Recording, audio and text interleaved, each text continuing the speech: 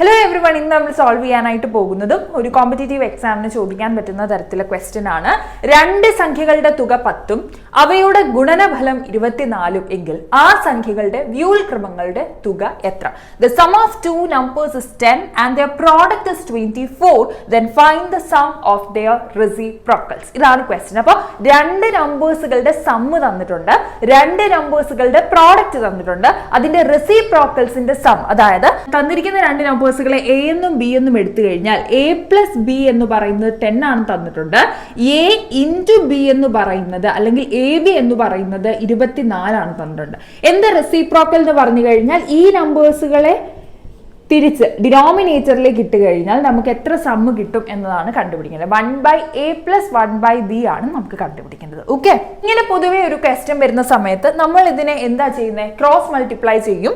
ഇത് മുകളിലേക്ക് വരുമ്പോൾ നമുക്ക് എന്തായിട്ട് ഇത് മാറും? b + a divided by ab. What is b + a? That is a + b which is equal to 10 divided by ab. എത്രയാ? 24. ഇന്ന് 5/12 എന്ന് നമുക്ക് കിട്ടും. അപ്പോൾ ഈ ഒരു കാര്യം അറിയാത്തവരാണെന്നുണ്ടെങ്കിൽ ഇങ്ങനെ പഠിച്ചു വെക്കുക.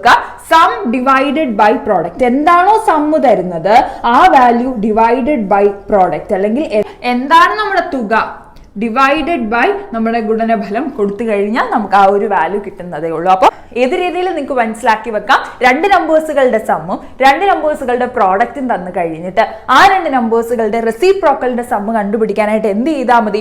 Sum divided by product. എന്താണോ തന്നിരിക്കുന്നത് സമ്മും പ്രോഡക്റ്റും. അപ്പോൾ ന്യൂമറേറ്ററിൽ സമ്മ്, ഡിനോമിനേറ്ററിൽ product. Sum divided by product ചെയ്ത് കഴിഞ്ഞാൽ ഡയറക്റ്റ് ആയിട്ട് കിട്ടും. സോ ഈ ഒരു രീതിയിൽ ഈ ഒരു 10നും 24നും പകരം ഏത് വാല്യൂസ് വന്നു കഴിഞ്ഞാലും നമുക്ക് എന്ത് ചെയ്യാം? ഇതേ രീതിയിൽ തന്നെ സോൾവ് ചെയ്യാനായിട്ട് സാധിക്കും.